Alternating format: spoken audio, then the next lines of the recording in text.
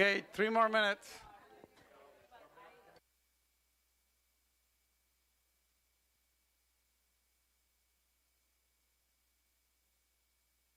Okay.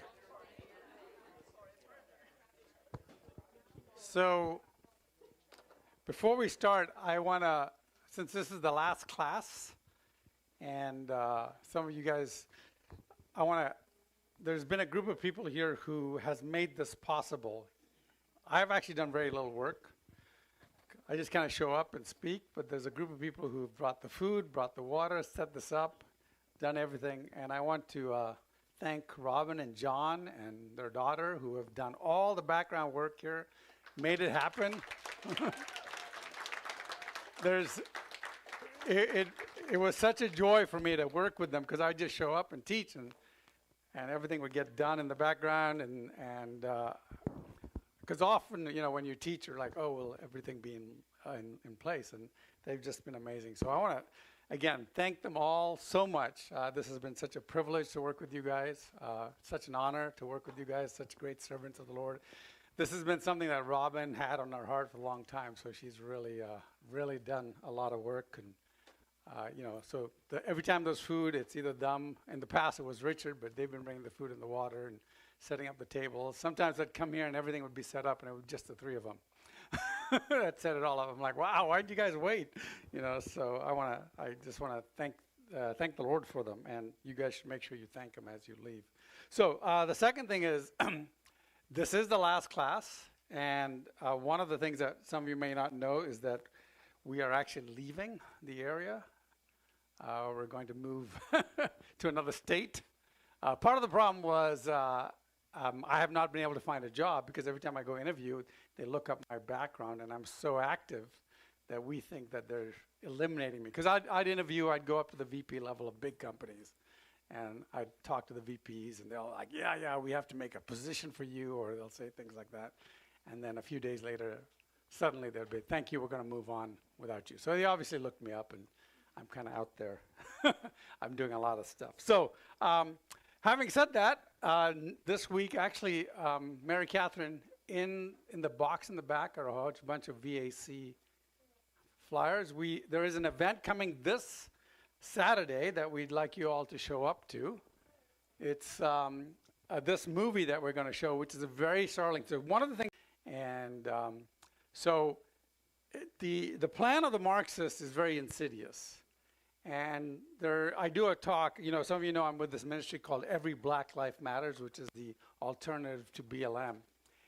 And so one of the things that the Marxists have planned on ever since the 1930s is they have 5 areas that they want to infiltrate. One of them is the schools, which they've done a very good job of doing that.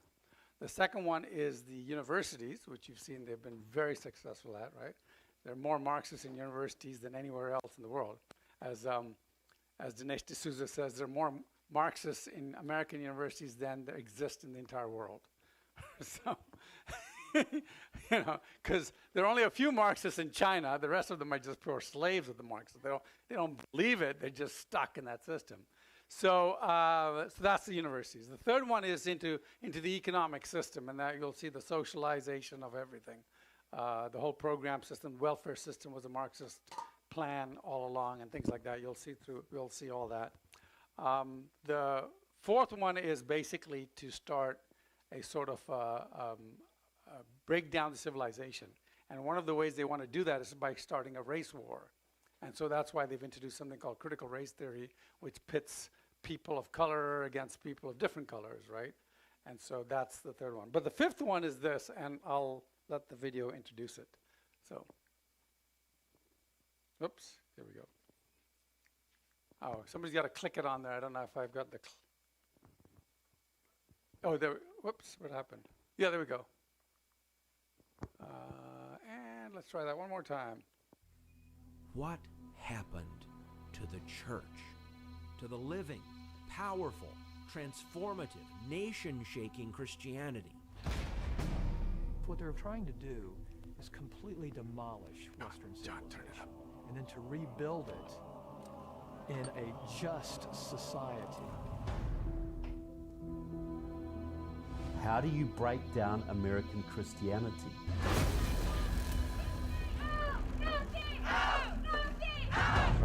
problem today in our culture is many of our words have been co-opted and stolen and dumbed down and reversed. Social justice is sold as something that it isn't. Critical race theory is sold as something that it isn't. Whiteness has caused blindness of heart. Whiteness has caused blindness of heart. When you preach victimization, it always leads to vengeance and vice. Us against them, me against you, I want my pound of flesh. American churches today are where the universities were 10 years ago. Pretty heavily Marxist. They're not quite there yet, but they're well on the way. Many of the seminaries and Bible colleges are definitely already there. That message that they're going out and taking the world is not, you need to repent of your sin, receive Christ. Instead, the message that you actually have is they are under the weight of racism or sexism or homophobia, and then we need to unify them together. I'm gay, I'm 29, I'm a youth pastor in New Jersey. I'm straight, and I'm also a youth pastor in New Jersey. We're planning on sharing life together for the rest of our lives, which we're not totally sure what that looks like. Obviously, Nick is straight, and he does plan on getting married. When he has a wife one day, she'll make those decisions with us. The future damage of what we're doing now is just going to be enormous. The entire fabric of family, personal wealth, private property, all those things are out the door. And everything is the state. They believe the state is God. They don't define justice the same way as the scripture. Oh, no. It's going to be an equality, all right. And it's going to be a totalitarian Marxist justice.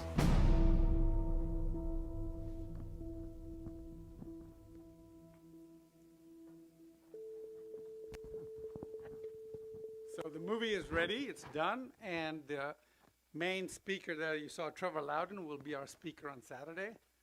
So it's free, you can do a donation if you want. And then on Sunday night, we're going to show the actual movie. And Trevor will be there to answer questions and stuff. So please come out to it. I think it's very important, especially for students. If you're going to college, this is something you probably want to see. If you're part of a church that maybe is buying into this, you definitely want to see, look into it. Okay, so let's start. Last week we ended by saying that the word in the Bible that is translated, the word ebed or eved that is translated as slave, actually has multiple different translations. It could be servant, manservant, bondman, bondservant, or slave. So there are multiple different ways that you can actually translate this. And there are other words in there that, for instance, there's the word called ovlam, which is everlasting, old, perpetual, and it could be it could be translated as everlasting, or it could be translated as a long duration. So there are a number of these translations that we have to look at carefully when analyzing this. Then we said that there are two kinds of words. The word ebed can be used, is translated sometimes as servant. A servant is an individual who works as a living for a household voluntarily. He has full rights and can quit any time. The equivalent word today would be employee, right? So it's not really, they call it servant, but the same word today is employee. We understand that as employee. About 300-400 years ago, they would have understood it as servant. Okay. And then, in fact, a good example is one of the first slaves, actually servants. You know, the word is translated as slave, but it's actually servant. We mean the Bible, Eliezer. Eliezer was the head of all of Abraham's household. He was equivalent to the chief operating officer. And he's the one that Abraham sends to find a wife for his son. And what's interesting is if Eliezer had not found the wife, Eliezer would have inherited everything when Abraham died. And yet, Abraham trusted him so much that he understood that he would actually go and find a real wife. Okay. Although I guess he was also interested because whoever Isaac married would then be his boss too. So it was of importance for him to pick him properly. And then, of course, that word ebed is also translated as bondsman. And a bondsman was what we would call today an indentured worker, someone who works to pay off a debt. The Hebrew laws on indentured laborers of bondsmen were set up for multiple reasons.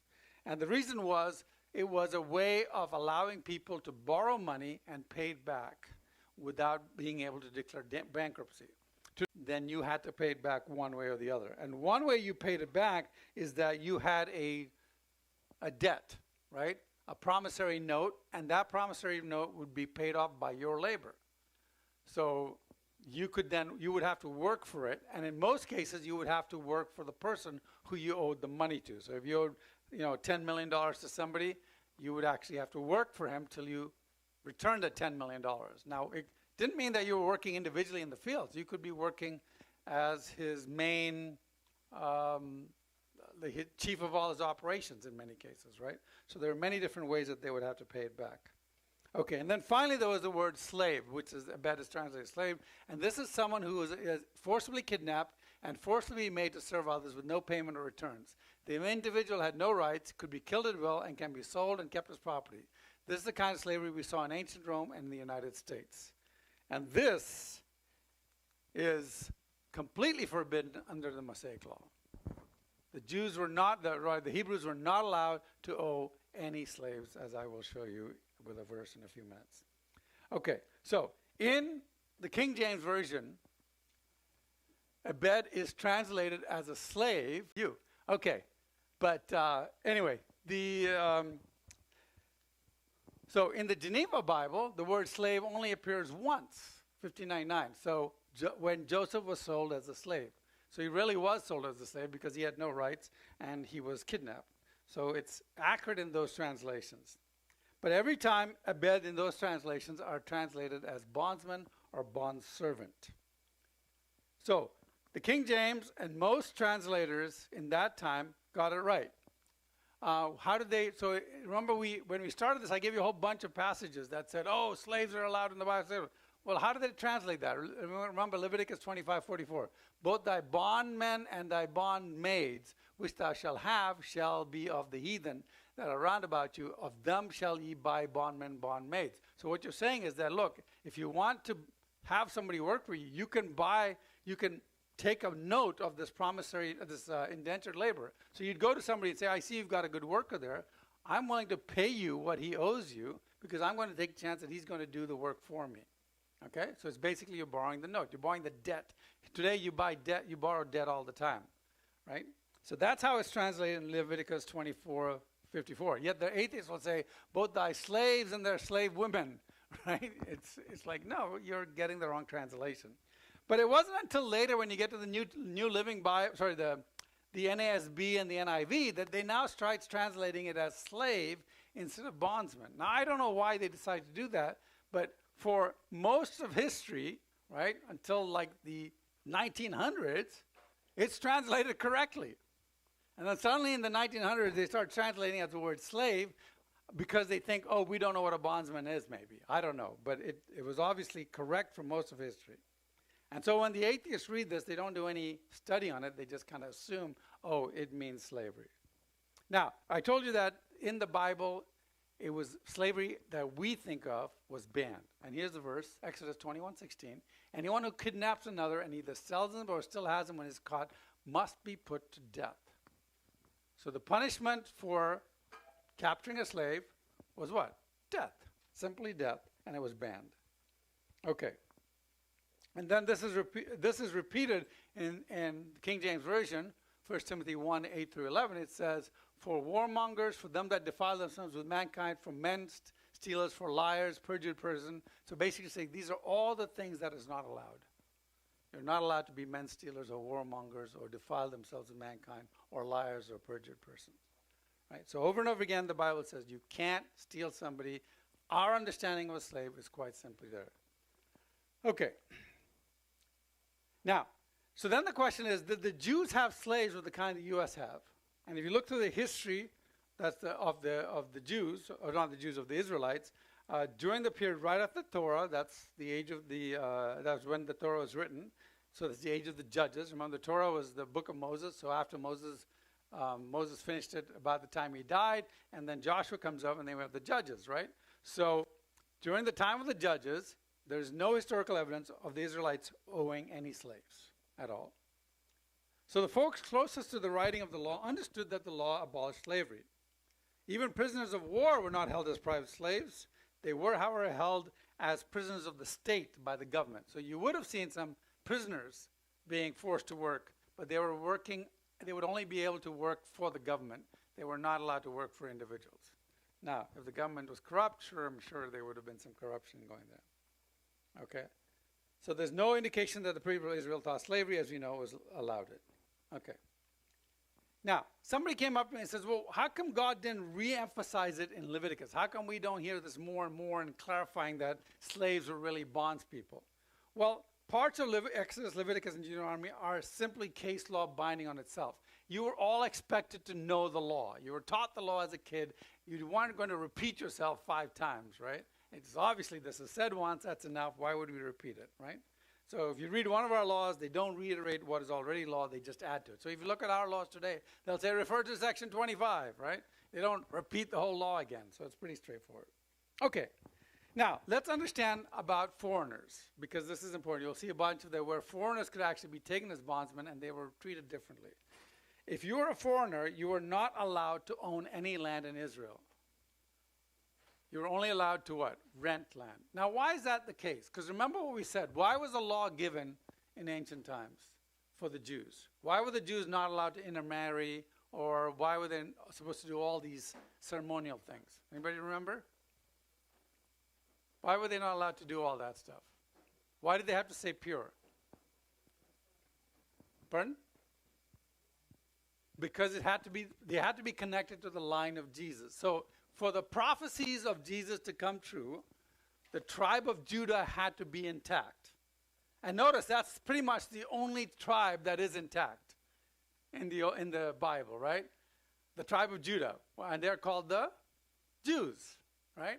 So the line of Judah had to stay intact the whole way. And the only way they could stay intact is if they were not intermarrying, right? If they're keeping all the ceremonial laws, if they were following all the biblical laws. And so there was a lot of things that made sure that they stayed pure and wholesome throughout the years. I shouldn't say wholesome, but say pure as a line. Because that way, otherwise, how could you trace Jesus all the way back to the line of Judah if they were intermarrying everyone? So that's the first thing. The second thing is all those ceremonial laws were things that Jesus had to do. So in the same way, the land had to stay what? With the Jews. And so that way, foreigners were not allowed to own any land. You could rent. So if you were a local, and so that way also, the tribe of Judah could never sell its land to anybody else. And they had all these reasons, and every year at the end of Jubilee, if you sold your land, guess what? You got it back at the year of Jubilee. So Jubilee was every 50 years, so if you sold your land to somebody, it wasn't really a selling, it was a lease. You said, okay, well, it's 25 years to Jubilee. Well, I'll sell you my land. I'm leasing you my land. Because guess what? On the 25th year, guess what? I'm getting it all back. So everybody knew that. It's not like, hey, I thought I got to keep it. No. It's very clear. The law says very clear you got to give it back. Why? Because the Jews had to be in the land when the Messiah came. Which is also why they came back to the land too. Okay, so a foreigner could own a business, but not land. You can't sell the land that Jesus was going to be born on to someone else. The only way you could own land was if you were brought into the household of a Jewish person through marriage. Now, if you were a foreigner and went into debt, you could not count on the year of Jubilee to be freed. So the year of Jubilee basically said every 7 years, all your debts were forgiven. So if you were in indentured labor as a Jew, you would be forgiven. If you were a foreigner, however, that did not apply. Okay, because these laws did not apply to you. Why? Because citizenship has privileges, right? Countries are created through compacts or contracts. Only those who are under those contracts have those privileges. And if you were a foreigner, you would know this when you came into the country. So before you started a business in the country, you would know, hey, if I get stuck here, I'm going to be here till I pay off my debts. So in a sense, people would rather hire a foreigner, so there was an advantage to hiring a foreigner, because you know that he would be staying there to pay off his debts unless he escaped the country. And then, so there was, again, this is a free market system and would kind of self-level after a while. Okay. Now, the children of Israel were carved out to make sure the line of David and the prophecy of Adam and Eve would be fulfilled. So to do so, God had to preserve it. Okay, now, once these laws were fulfilled, though, once Christ had come, the land had kept, the prophecy had been fulfilled, do we still need the land of Israel? That's a trick question. Yes, because there's another prophecy coming, right? The end times prophecy is still there, right? So that part can't go. So we still need that prophecy, and that's still got to be. So the land had to stay in the position of the Jews, and so they still have to stay in the position of the Jews, and that's why we see Israel being formed in 1948 when they went back and they could take possession of the land again. Okay, so let's look at the other passages. Remember, we talked about a whole bunch of passages. Leviticus 25, we talked about, and if your brother that dwelleth by thee waxen poor, and be sold unto thee, thou shalt not compel him to serve as a bondservant. Now I'm using the King James Version or the Geneva Bible because I want to stay with the translation. And I will actually translate this into English shortly. So let's go through these verses. But as a hired, so basically, thy brother, that means another fellow Jew, but as shall be sold unto thee, thou shalt not compel him to serve as bondservant, but as a hired servant. So if you were a Jew that went into debt, you actually ended up being an employee.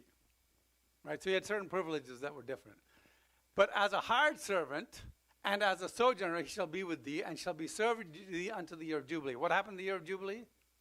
They were set free. All right? They were forgiven all their debts.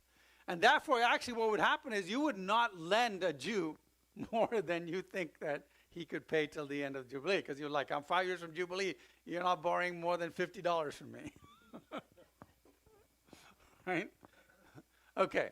And then shall he, your brother, depart from thee, both he and his children with them, shall return unto his own family, and unto the possession of his fathers shall he return. And that's the word possession. We'll see that again. Of his fathers shall he return. He'll go back to the possession of his father, which is the land of his fathers, right? Okay. So he'd get his land back. And both thy bondmen and thy bondsmaids, which thou shalt have, shall be of the heathen that are round about you.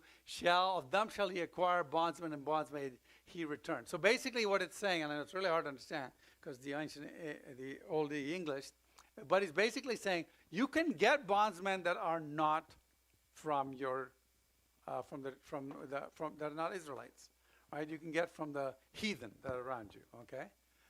Borrow of the children of the strangers that do sojourn among you shall he buy, and of their families that are with you, which they began your land, shall they be your possession. Right? Again, possession is own or as a servant or a worker, right? So what it says, basically saying here is you can have bondspeople of your workmen, but you can also have bondspeople of their strangers. Why? Because if you incurred a debt, the whole family incurred the debt. So here, if the father goes bankrupt, the kids are not bankrupt. And some people go, that's a better system. But in the ancient in the Israel system, no. If you owed a debt, then your kids would own it. And so you actually had to really think carefully about going into debt. Then Leviticus 25, and ye shall take them as an inheritance for your children, after you to inherit them for a possession. They shall be your bondsmen forever. But the word here is avlam, which is a long time. But over your brethren, the children of Israel, ye shall not rule one another rigor. So basically it's saying that you shall, if you have a bondsman for a foreigner, he's got to work until the debt is completely paid. Right? Not until the Jubilee. See that difference? Now, if you remember the parts, these are all like, oh my goodness, they could take a slave from the foreigners and force them. No, you can only take a slave or a bondsman if they owed a debt. You can't just go capture anybody. Because what was the price for capturing somebody and forcing them to work for you? Death. Right? So, and if a sojourner or stranger wax rich by thee, right, and thy brother, so in other words, if a local person did really good well in his business and he became rich, and your brother, that means another fellow Israelite, became poor and sold himself to the stranger, okay, to pay for his debts, or the stock of the stranger family, or to the stock of it, and then basically the Israelites has to be redeemed by his brothers. So in other words, if a fellow Israelite became a bondsman, right? Now the foreigner had no compulsion to release him at the day of Jubilee because they were not under that law.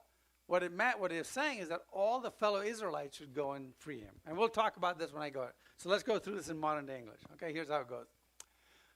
Modern English correct words. And if your brother Israelite shall get into debt and have to sell himself to you, you cannot treat him like a bondservant, but as a hired employee and as a sojourner. And he'll work for you till the year of Jubilee when you have to forgive his debt. And when he's done, he can go back to his father's house. But if you have a heathen or foreigner who is in your land as a debtor bondsman, he shall not only be free on the year of Jubilee, he shall not be free on the year of Jubilee because that is only for Israelites. And if he has children that were part of the bond, they will also work for you for the debt repayment till the debt is paid in full. Right? And if you die and the debt is not paid in full, you can pass on that debt repayment to your children, but you can't do that with your native Israelites normally because, of course, they go free on the year of Jubilee every 7th and 50th year. But if one of those foreign bondservants becomes rich, now notice it's a foreign bondservant, so it's a guy who owes a debt, but he becomes really rich on top of that, right? But not rich enough to pay his debt, but rich enough to function, right? And then somebody else owes him money. And you see that in one of the parables where there's the ruler who has a servant who owes money to the ruler and he forgives him, but then there's another guy who owes money to him, right? And he doesn't forgive him. And Jesus says, guess who will be punished more, right? So if one of those foreign bondservants become rich and a fellow Israelite becomes his bondservant, basically a bondservant of a bondservant, then that Israelite will not be automatically free on the year of Jubilee. So you should step in and pay for his debt after a time because he is your brother after all. Right? So that kind of translates it into simple English. Now I want to go over some of the other passages, right? And these, again, verses that we looked at that seemed so horrible in the first part of this. If you buy a debt owed by a Hebrew, he is to serve for only 6 years, and you shall have to treat him like an employee, a servant. Set him free in the 7th year, the year of the Jubilee, and he will owe you nothing for his freedom. Again, the year of Jubilee. If you were single when he became your slave and then married one of your bondswomen afterwards, only he will go free in the 7th year. But if he was married before he became a servant, then his wife will be freed with him. Why is this the case? If you were single when he became your married one of your bondswomen, because the bondwoman still owes money. Just by marrying him, she doesn't get released of her debt. She still has to pay her debt. Right? Now, if she pays off her debt, then she's free too, right? Okay, if a master gave him a bondservant wife who was also paying off a debt for herself or her father, while the servant was paying off his debt and they had sons or daughters, then the man will be free in the 7th year, but his wife and children will still have to pay off their note or wait until the 7th or 30th year. Why? Because the bond debt continued to the kids until it was paid off. So if you didn't pay it off, then your kids had to pay it off. So basically every 7 years you had a jubilee, and the 50th year was like this big jubilee thing. And we'd have to go through, but I think they were pretty much the same, you know. So the 49th year and the 50th year were all, you'd have like 2 years of jubilee back to back. Yeah. Okay. But, now here's the condition. But the servant may plainly declare, I love my master, my wife, my children. I would rather not go free now. If he does this, his master must present him before God. Then his master must take him to the door and publicly pierce his ear with it all. After that, the servant will be bonded to his master for a long period of time. And this is where you could argue, is this a long period of time or forever? But it was still till Jubilee, since all Hebrew slaves are freed on Jubilee, right? The new master will not be responsible for taking care of his entire family till that time. So basically, you had to take care of your bondservants. So if somebody worked for you, you had to take care of them, right? Okay. And if a man, and this is the other part where, oh yeah, they're into this slavery of selling girls, right? If a man gives his daughter to be a maidservant, forced either by poverty or else with the intent that the master should marry her, she shall not go out as men servants do. If she please not her master, who had betrothed, means promised to marry her, engaged to her, to himself, then shall he let her be redeemed by paying off her debt himself. He cannot sell her debt to foreigners, seeing he had dealt deceitfully with her. Basically, if you say, look, and this is almost like a dowry, where if you said, I will marry this girl for the payment, you owe me $1 million, but I'm just going to marry your daughter instead, and that'll be for giving her $1 million. Now, if he didn't treat her properly, she gets to go away. She gets to go free, right? And that's what it's saying. If she please not her master, if he says, well, I don't want to be married to her anymore, then she could go free. He can't beat her. He can't do anything, right? And if he have betrothed her to his son, he shall deal with her after the manner of his daughter. And if they get engaged to his son, then she becomes a daughter to him. If the son takes himself another wife, her food, her raiment, and her duty of marriage shall he not diminish. So basically, if the son, on the other hand, marries somebody else, well, guess what? She's free to go. And if you do not these three unto her, then shall she go out free without having to repay the debt. Right? And the Geneva Bible says, there's a footnote that says, neither marry her himself, nor give another money to redeem her, nor bestow her on his son to marry. So all these you can see when you start looking at it in context, actually, well, it makes sense. Now, yeah, we don't like the idea of a son telling, yeah, go marry my daughter. I owe $1 million.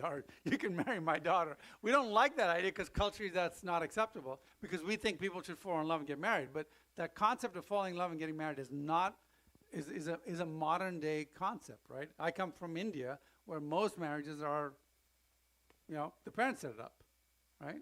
It's like, okay, you're going to marry this. We'll find you a good bride, right? In fact, there are movies about this all over the place, right?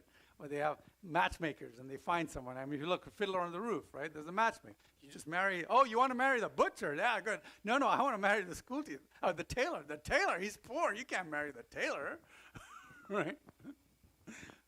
So, okay, what about killing a slave? Now, this is another passage we talk about, and I'll read it. So this is, if a man smite his bondservant or his bondmaid with a rod, and he die under his hand, he shall be surely punished. Murder is murder.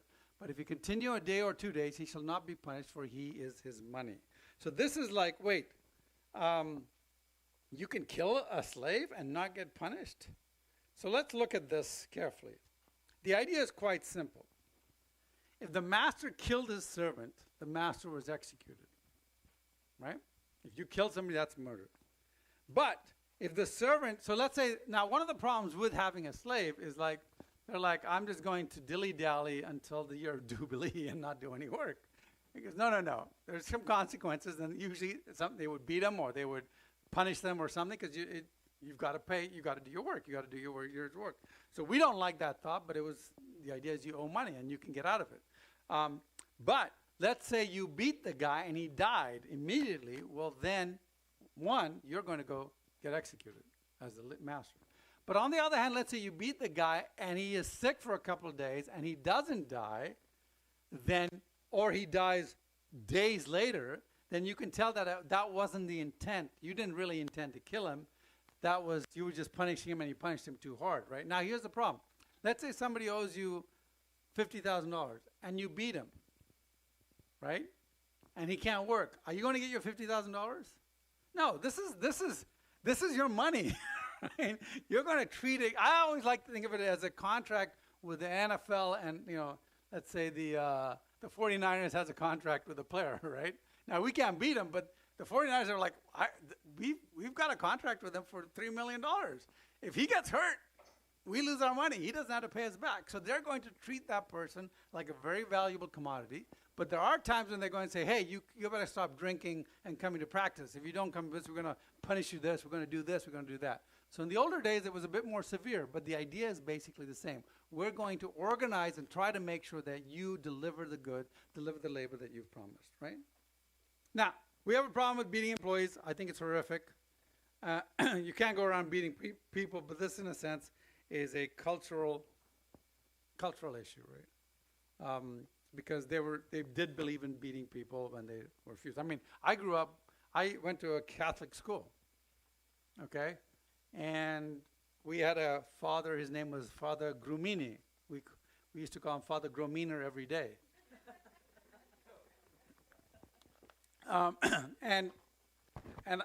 He had this big whip. It was this big. And I got whipped a few times. I never did anything wrong. It was all false. Honestly, really. But the point is, you get whipped a few times, you're like, I ain't going back there anymore, right? And it was accepted. It was accepted practice. We used to spank. I got spanked. I bet none of you are spanking your kids, right? So this is the cultural thing, right? So things change. Anyway, so let's deal with some of the New Testament passages here. Ephesians 6:5. Servants, doulos could be servant, bondservant, or slave. That's the Greek now in the New Testament. Be obedient to them that are your masters, according to the flesh, with fear and trembling and singleness of your heart, and unto Christ, not with a service to the eye as men pleases, but as servants of Christ, doing the will of God from the heart. See, now, in the NIV, they translate this as slaves, be obedient to them. But do you see how this has nothing to do with slaves? You see that when you look at this context in the bondservant thing, it actually makes a lot of sense, right? Bondservants. Why? Because slaves were supposed to be executed. I mean, if slaves were slave masters were supposed to be executed, right? But the bondservants, it made sense. So if you start looking in the context of that, you go, okay, well, that makes sense. Okay, so in summary, the God of the Old Testament is the same as the God of the New Testament. Slavery like we had in the U.S. was forbidden in the Old Testament. Slave was not the same as bondservant or servant. The right word in the Bible is bondservant, not slave. And if you have any new challenges, as somebody says, if I haven't covered a verse here, first go to the original verse in the 1519 Geneva Bible, the 1611 King James Version, and see what the translation was intended to mean. And then you can also look up an interlinear Bible, right? And then all of a sudden these things fall into place, right? Good. Can somebody hit 4 on my keyboard and hit return? Yeah. 4 enter. Okay. Next one. Just go down. Oh, no, I'll do it. I'll do it from here. That's fine. Okay. Why didn't God know that people would misunderstand the word slave in the Bible? I heard a lot of good answers. What did you guys come up with? What did you guys think? Go ahead. Anyone? I see some nodding around. Yes? It's a false premise. Of course we knew. Exactly.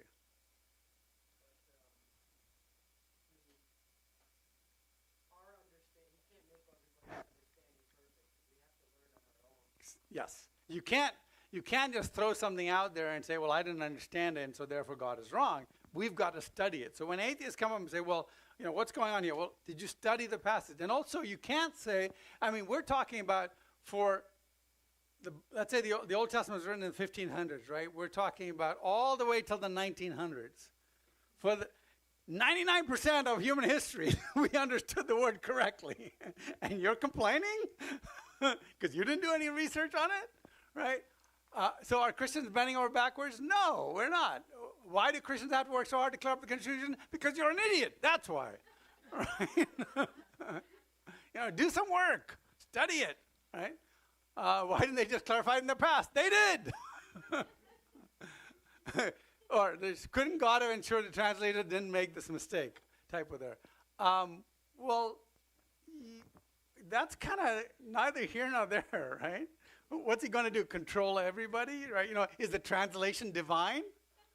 No, the Bible is divinely ordained, but is the translation divinely ordained? No, right? Nobody said, oh, the King James. I know there are a group of people who think the King James was divinely ordained and the translation is correct, but we're not those guys, okay? And we certainly don't think the NIV was divinely ordained, right? Or divinely translated. We hope they're right? And we look at them. Okay. Okay, why didn't God come up with an alternative way to stop indentured labor? Anybody come up with an answer for that? Anybody come up with a better way to do it? No. Okay. There are many atheists who claim the story of Christ was taken from pagan myths like Mithras and Horus. How do we respond to these claims? Mithras came after Christ. Exactly.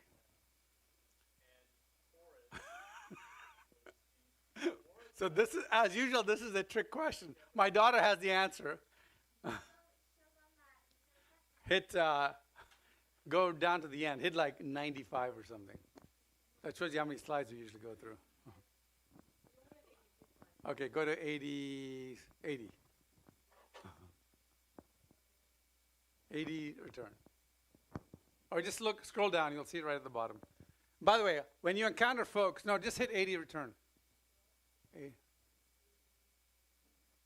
Okay, yeah, that's it. Good. Stop there. Okay. So, and the last one is when you run into atheists, is it worth engaging with them? Before I show you this. Steve had a good answer. I heard it. Do you remember it? Yeah. Go for it. Can we get the microphone?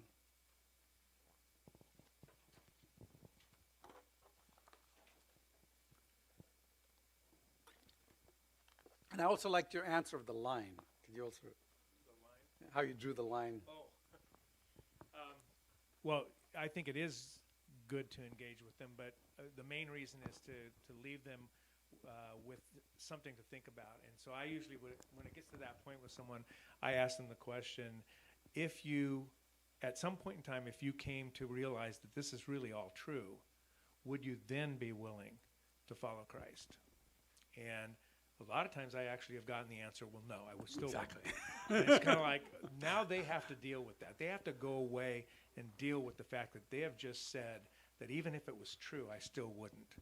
And that's, I think the Holy Spirit has the opportunity then to convict them of their own sin and convince them of the truth and bring them to a point of humbling them to conversion. But that's not our job. Our job is to pray. Our job is to prepare, to be ready to give an answer, and to then proclaim the truth, the gospel. And there was an incident way back in 1984. I had a group of students that were actually challenging me with that. Why doesn't God do this? Why doesn't God do that? And so one night I got them all together, and I put down a piece of tape in the carpet. I stood on one side of the carpet, and they were all on the other side of the carpet. And I said, basically, I read the scripture that says that there is a point in time when every knee will bow and every tongue will confess that Jesus Christ is Lord, whether you choose to or not. And so then I said to them, and I walked right up to the line. I said, God has come right up to the line, that once he crosses that line, you no longer have the choice. And so I stepped right up to the line. I leaned over it, and I said to him, when he crosses the line, your knee will bow, your tongue will confess that Jesus Christ is Lord. I don't think you want that now. I think you want to have the opportunity to make that decision right now before that comes to that point, because there is going to be a time when that does happen.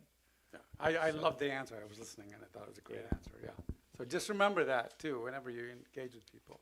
Okay, I want to show you this answer to that last question.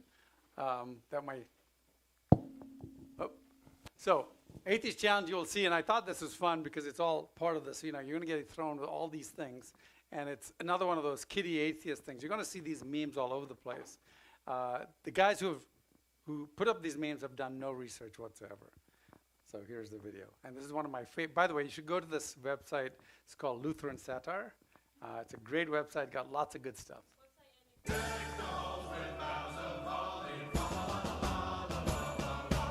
Well, thanks to all of you for coming out to our service this morning, and I pray that the rest of this Christmas day is wonderful for each and every one of you. Not so fast, preacher man.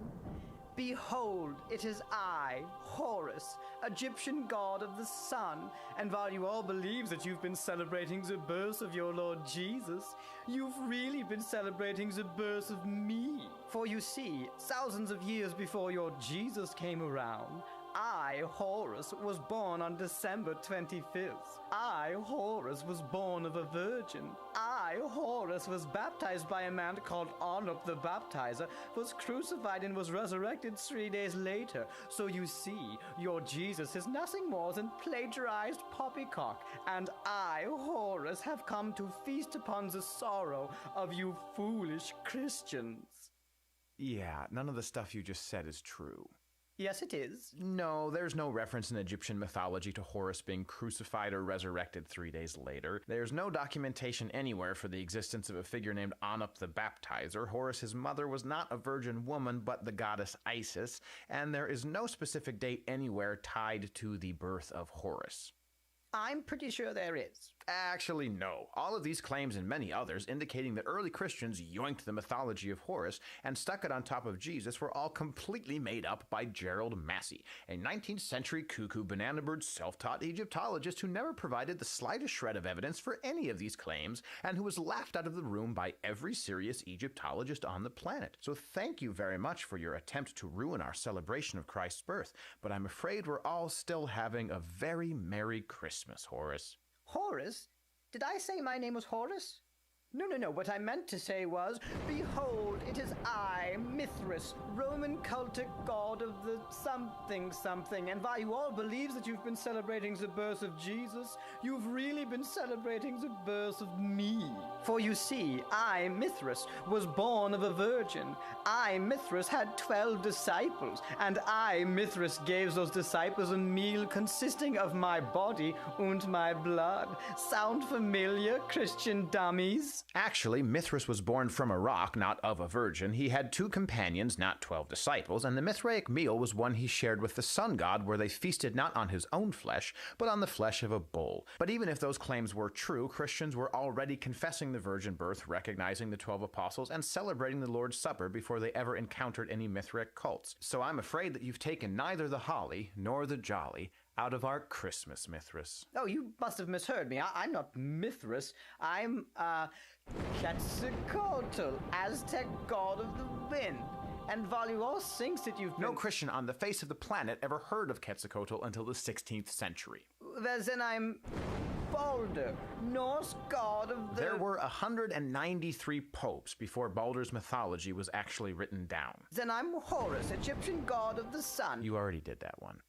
All right, fine. I didn't want to completely humiliate you, but you've left me no choice. I shall now unveil myself to be the ancient deity whose mythology was inarguably stolen by early Christians. Behold, I am... the ancient Mesopotamian god of judgment. 6,000 years before your Jesus spoke of returning to condemn the lost and resurrect the faithful, my followers proclaimed that I would return to destroy my enemies and raise the dead. So silence your joyful voices, Christians. Your Lord is nothing but a cheap carbon copy of me, the destructor who goes by many names. I am Volgus Zildroha. I am Lord of the Sibulia. I am Gozer the Gozerian. Gozer the Gozerian is from Ghostbusters. Dang it, why do so many people still know that movie? Sing, we join us all together. I don't understand. If all the things that Gerald Massey said about me were complete fabrications, with no textual evidence whatsoever, why do atheists like Bill Maher reference these claims as if they were true? Well, Horace, I suppose it is strange that people who insist that they won't believe anything without verifiable evidence are more than willing to believe anything without verifiable evidence, as long as that thing can be used to mock the gospel. But we shouldn't be surprised when people reject proof of Christ's resurrection in favor of demonstrable lies that let them remain in unbelief. After all, Jesus did say, if they do not hear Moses and the prophets, neither will they be convinced if someone should rise from the dead. I said that before Jesus did. Oh, you absolutely did not.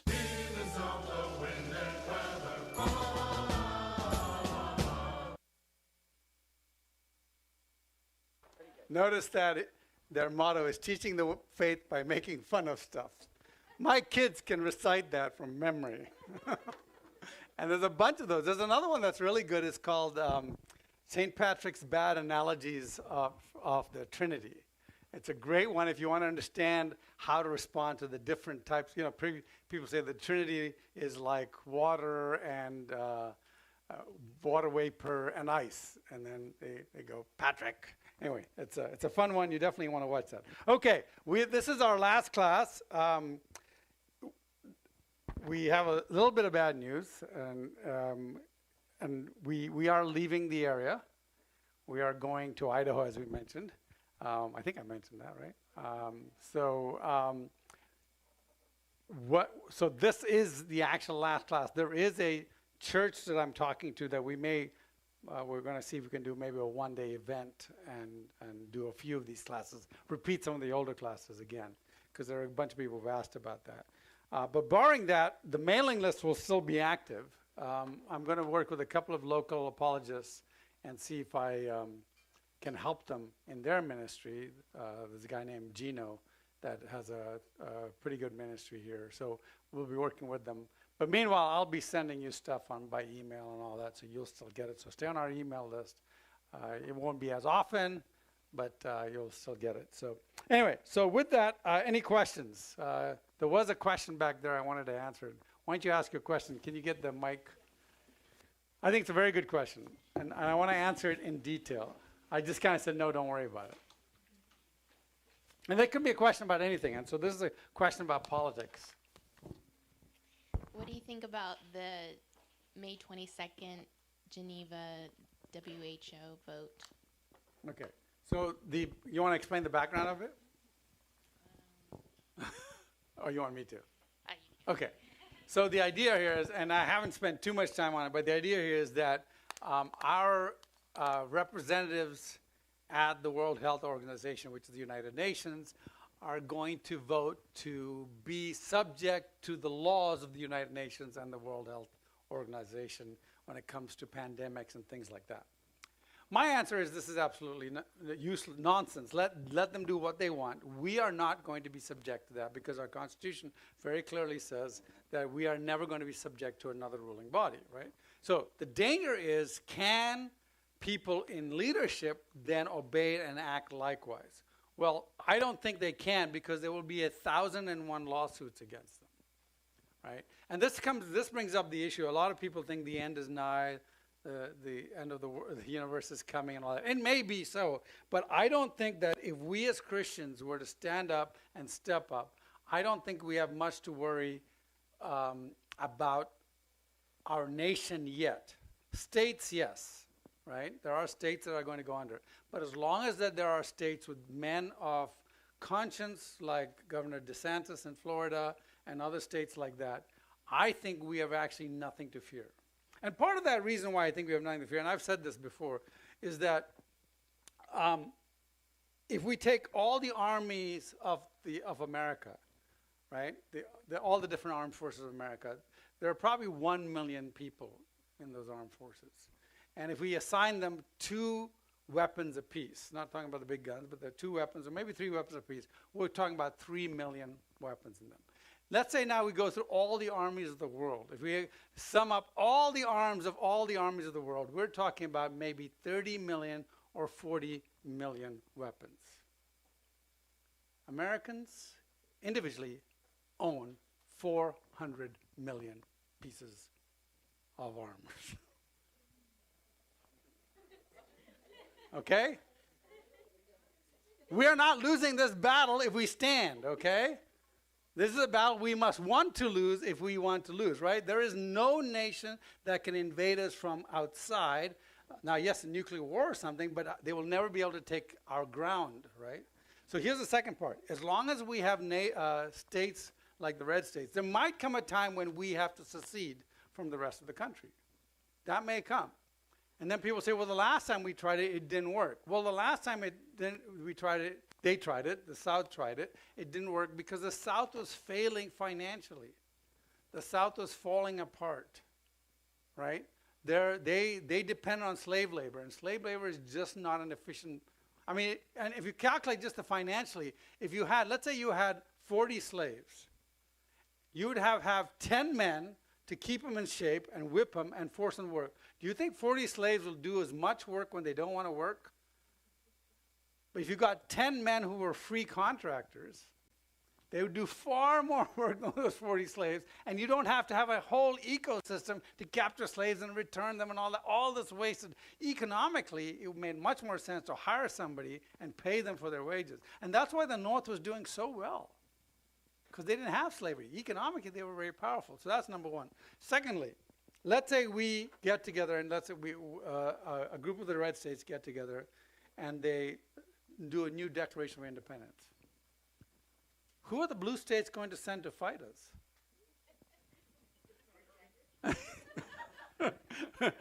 Right? The metrosexuals, the cream puffs, right? The people who think they can get pregnant, right? The men who think they can get pregnant. Who are they going to send to fight us, right? They're not going to have anybody. Most of the boys in the army are our boys.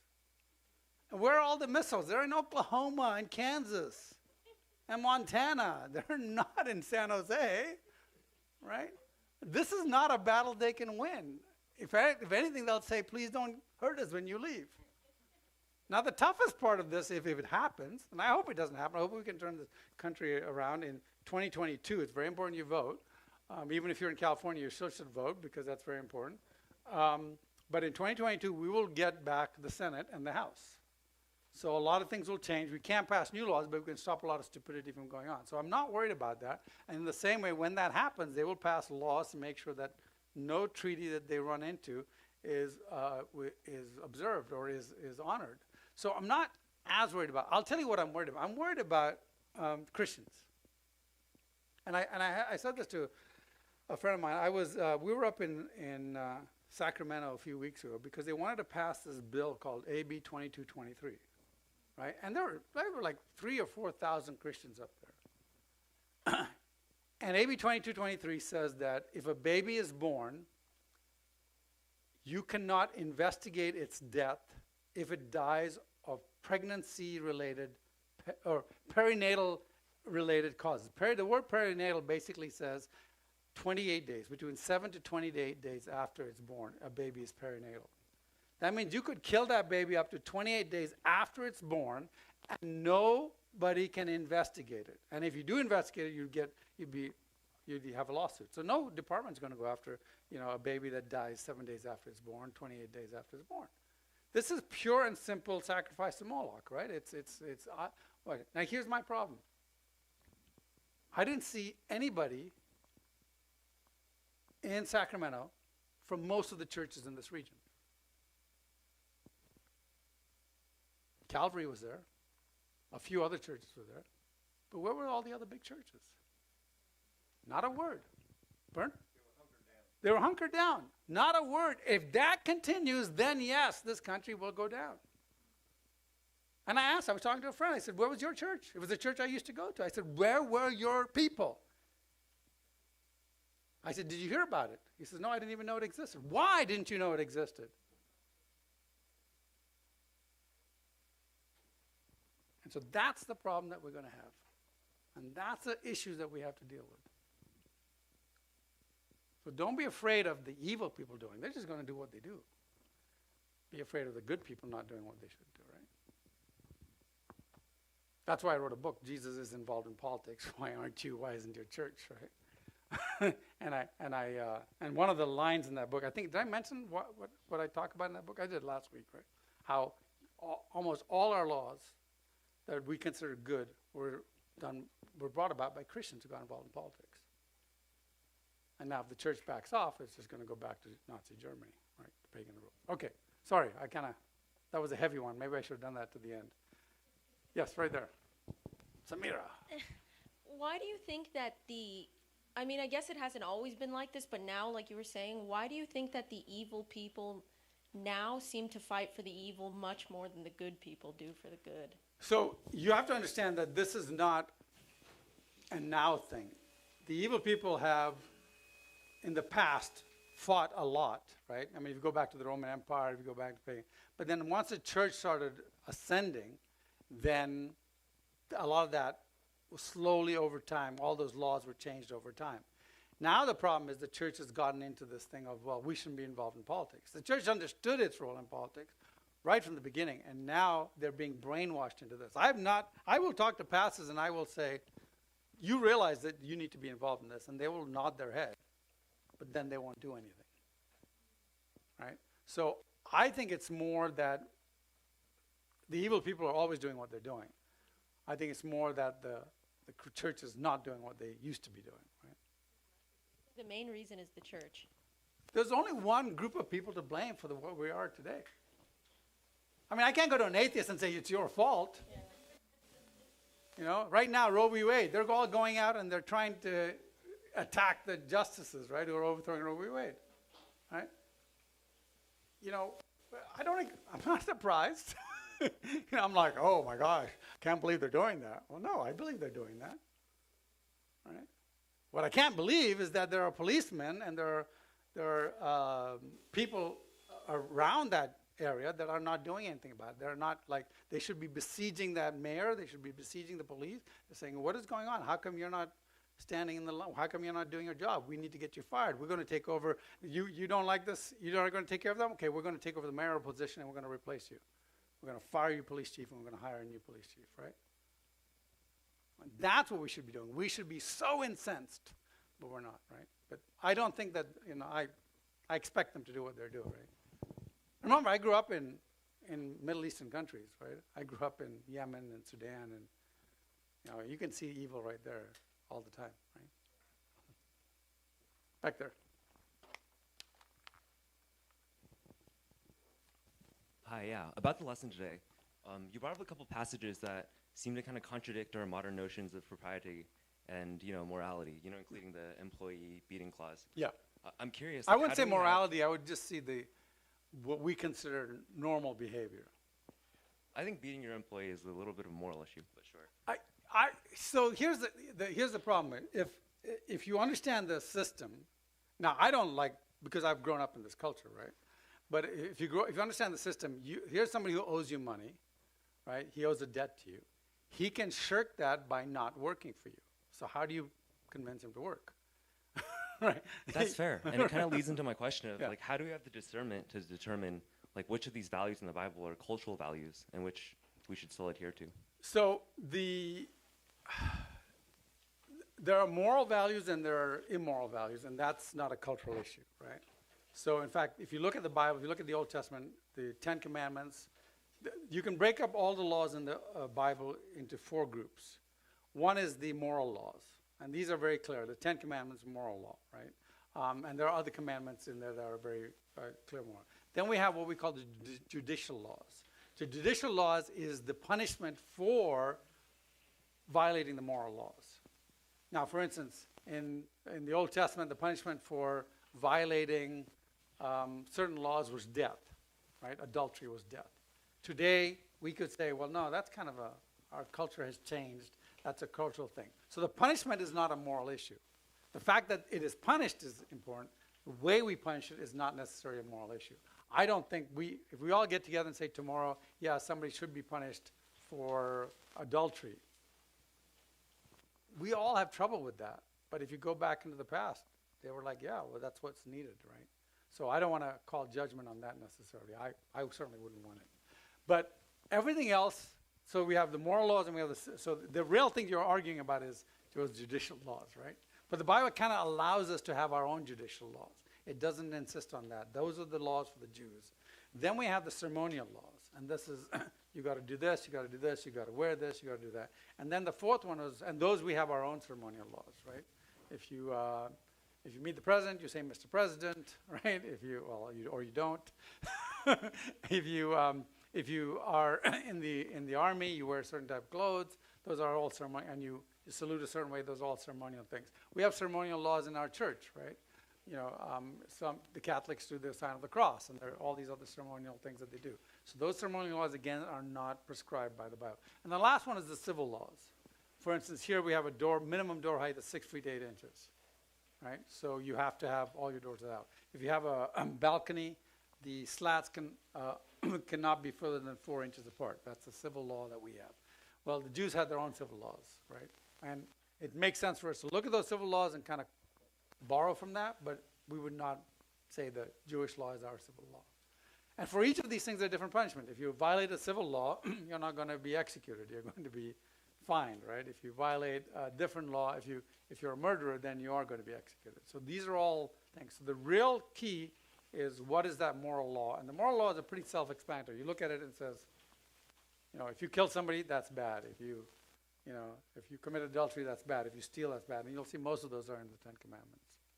Right? Yeah, that's a great answer. I'm just wondering, in the modern day when we deal with so much nuance, how can we, use the Bible to kind of tackle these huge modern day issues when they're not explicitly kind of lined out as clearly as they are? So give me one, if you can think of an example, I'd be happy to, because it makes it easier for me to. I mean, I guess what I'm taking from what you're saying is that the Ten Commandments, right? That those are moral things that are kind of absolute. Yeah. And then everything around that, including how we enforce punishment and the severity of crime, that's kind of relative to different cultures. Yeah.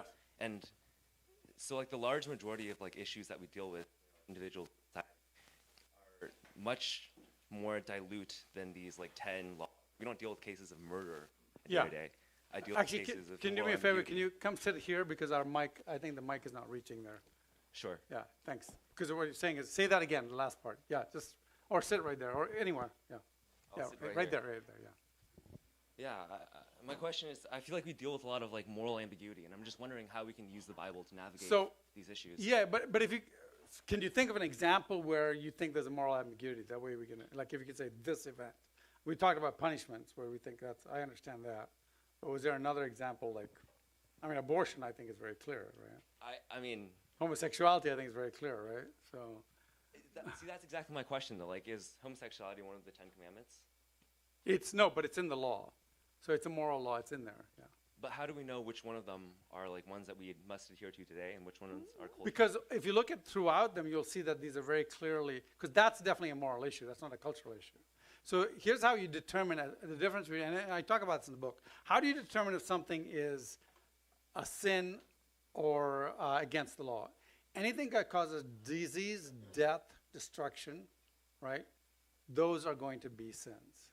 Because all laws are given to protect us. There's not a law in the Bible that's not given to protect us, right? None of the laws are there for God's protection. He doesn't need protection, right? So they're all given, and they're all lump itself into two things. Love the Lord your God. Why? Because that's healthy for you. and then love your neighbor as yourself. If you look at the 10 Commandments, the first 4 is love the Lord your God. The last 6 are love your neighbor as yourself, right? Don't steal, don't kill, don't commit adultery, all that stuff, right? So you see that so now if you start breaking it down into any one of those, it becomes very clear what is a moral law and what isn't, I think. But again, if there are ambiguities, I'd be happy to address them. Right? Do you mind just repeating what you said at the beginning? You said things that cause disease or something like Death, that? disease, or destruction. And those are necessarily moral laws? Those are those are going to be immoral things. And so if there's a law that prescribes against that, then that's a moral law. But you don't need, in fact, because God is not going to prescribe every single moral law, right? So there are laws that if you just apply those death, disease, destruction to that, and then that's a bad thing. But I feel like there are a lot of laws in the Bible that are kind of like modern, that are outdated in the modern age. Like I know there were some laws that had to do with like eating like different foods. Ceremonial law, absolutely. And that had to do with disease. Ceremonial. And so under your definition, those would be moral. No, those are ceremonial laws. Why would the Jews do with disease and destruction? Isn't that the justification for those in the Bible? But today we don't see the disease and destruction from eating shellfish or eating pork, right? Now I have friends who think that we should anyway, because it turns out it is healthier not to eat shellfish and pork, right? But that doesn't mean it's, but it's not going to cause you death and destruction. Now if it did, I'd say absolutely. Should you eat poisoned shellfish? No, that'd be right. So Samira, do you wanna? Yeah. Yeah. So something that he said that I'm curious about now too is if you define it as disease, death, or destruction, being, those kinds of things are immoral. I think, like now it's not a problem for us with the shellfish, but in the past, eating it would have caused disease, right? Right. But it's still a ceremonial. But it was mainly a ceremonial law because the Jews were not allowed to do it. Okay, but if it caused disease in that case, wouldn't it make it moral as well, or no? It would make it would make it more. Yeah. So there are some ceremonial laws that fall into the moral law basis. For instance, washing your hand was a ceremonial law, but today we see that as a moral issue too, right? Washing your hands, because it causes death and disease and destruction, right? So those are things. But most often though, that if it was like, for instance, shellfish. Well, today we don't have people dying from shellfish, so that's not. And it was actually given as a ceremonial law. Even the washing of the hands is a ceremonial law. Some of them crossed over, yeah. Yes, yeah. But the Jews had to observe it, right? But if a foreigner came into the country and didn't wash their hands, they were not punished. If a foreigner came in and was eating pork, they were not punished, right? So you can actually look at those, but if a foreigner came in and committed adultery, they were punished. If they stole, they were punished. If they murdered, they were punished, right? So you can actually look at how the Israelites implemented the laws, and you can also look at just the culture of it. So there are a lot of ways to look at this. I mean, the reality is that if you do some research, it actually ends up being, oh yeah, well that makes sense, right? And a lot of I talk about most of those in the book because I go through each of the laws and I explain in depth how you recognize them. And then if you just remember, there's only 613 laws in the Old Testament, right? You can just go through them. Only 600. Well, have you seen the U.S. legal system? Yeah. Nobody knows how many. And so, great question though. Any more? I don't want to ignore any of your concerns though. I have some other questions that are unrelated, but I want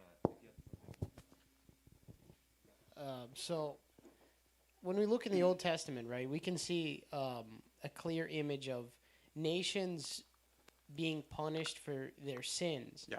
And that has to do with more than just every individual.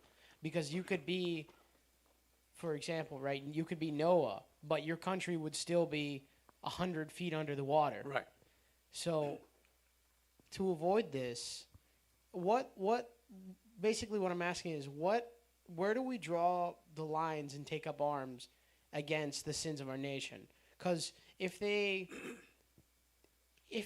do things that are immoral, there are different degrees of immorality. There's usury and there's corruption, and that was something that was very, pronounced in history, even in Christian countries. But it's gotten to the point where they're now basically opening up pathways to sacrificing babies.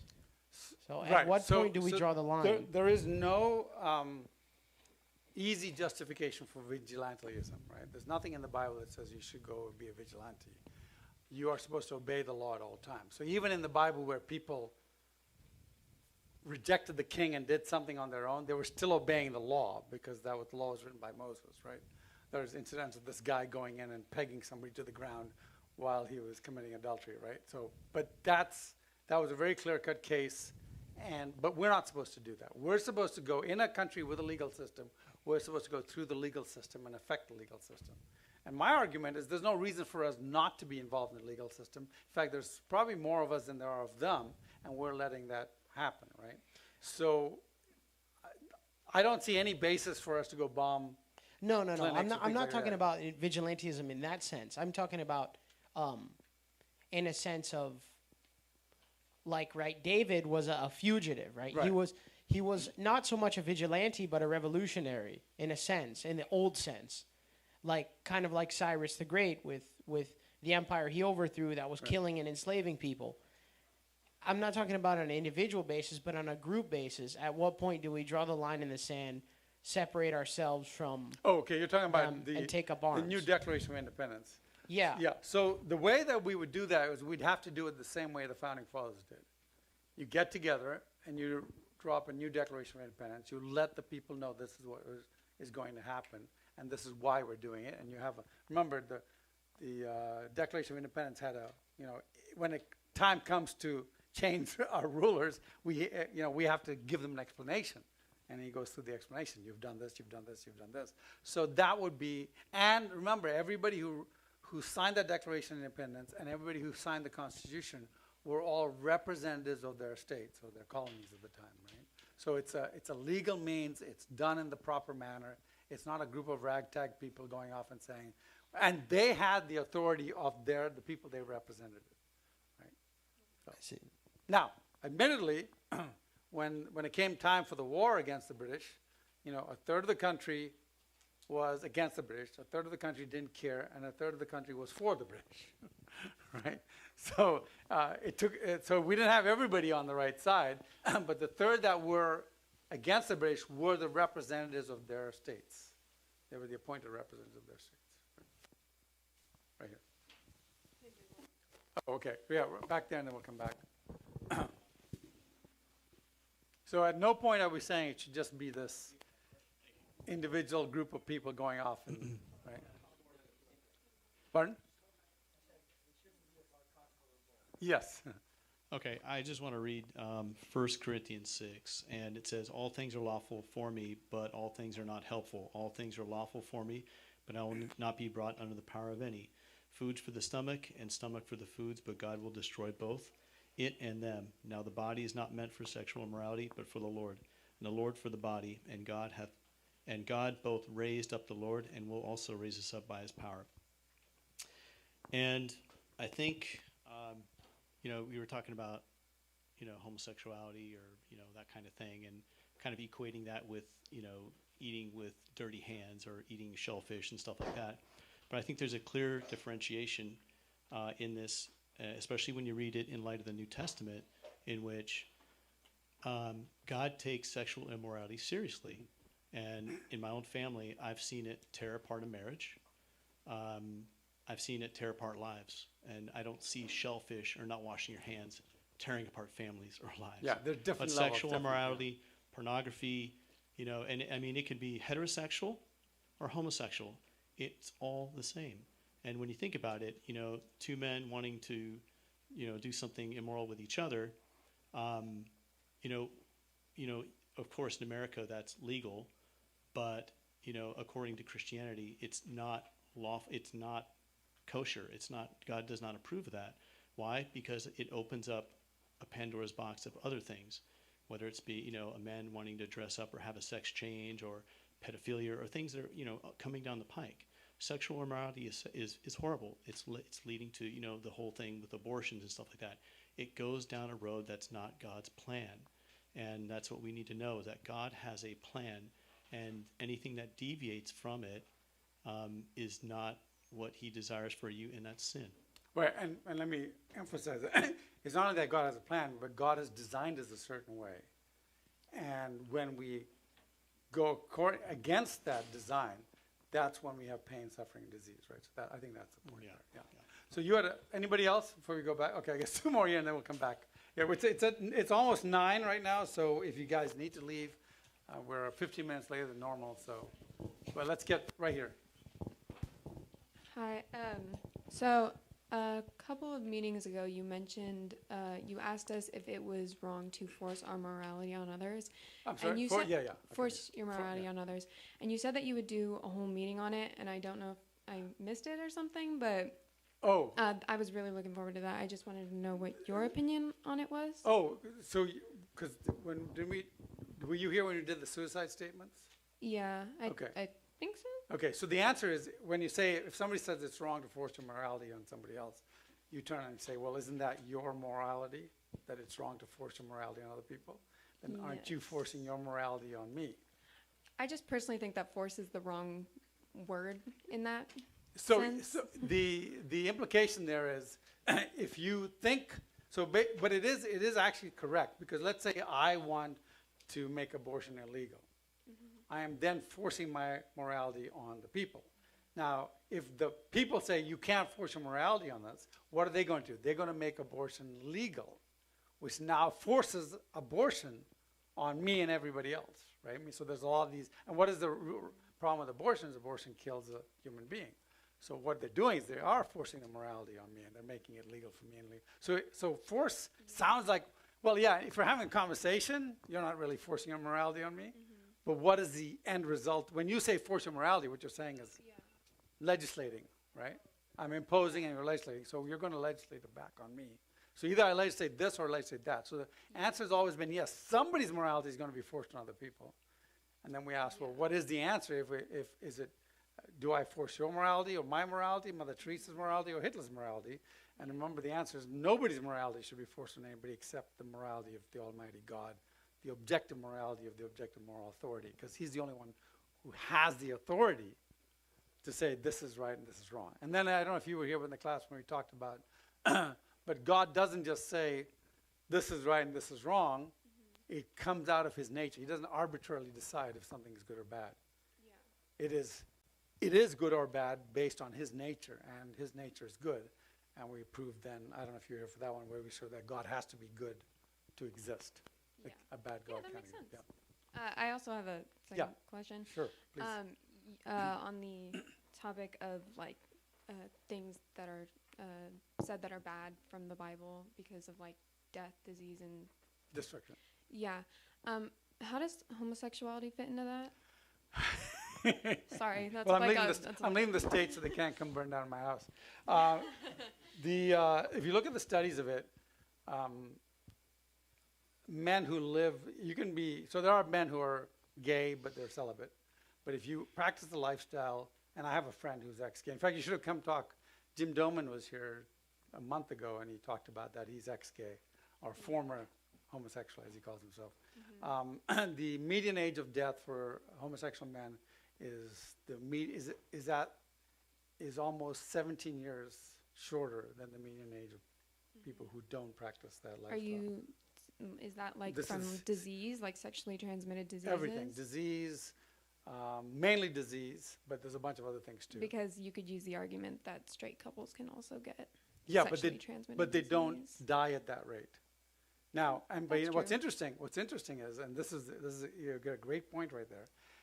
When they took that number and applied it to college students who did not believe in celibacy, that median age came down too. So the death rate of disease and stuff was almost, the death rate then wasn't there, but the disease rate was there. So there is a definite thing. And in fact, you go through, I have a whole paper on it. I can send it to you that I did.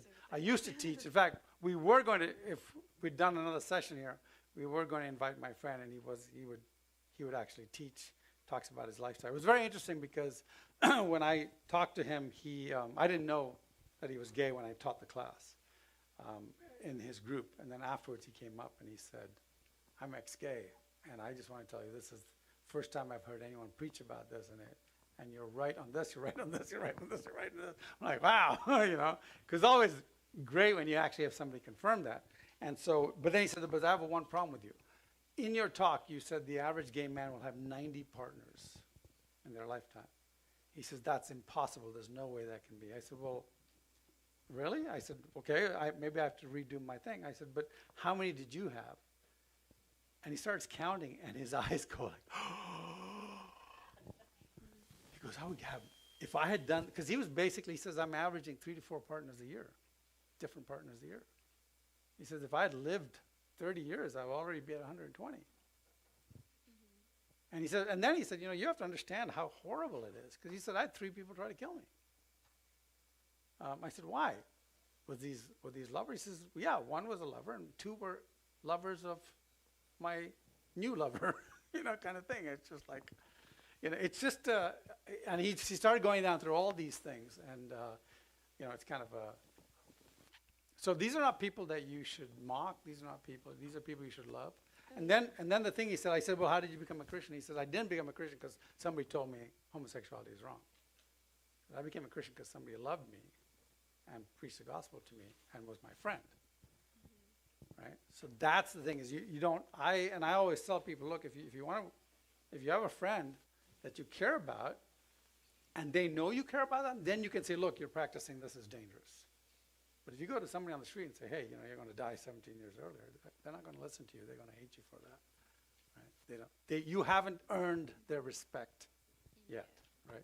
Do you think that if you're like a woman and you're dating a woman but you also are a Christian, do you believe that will prevent them from going to heaven? There's only one thing that keeps you from heaven. What's that? So that's a no.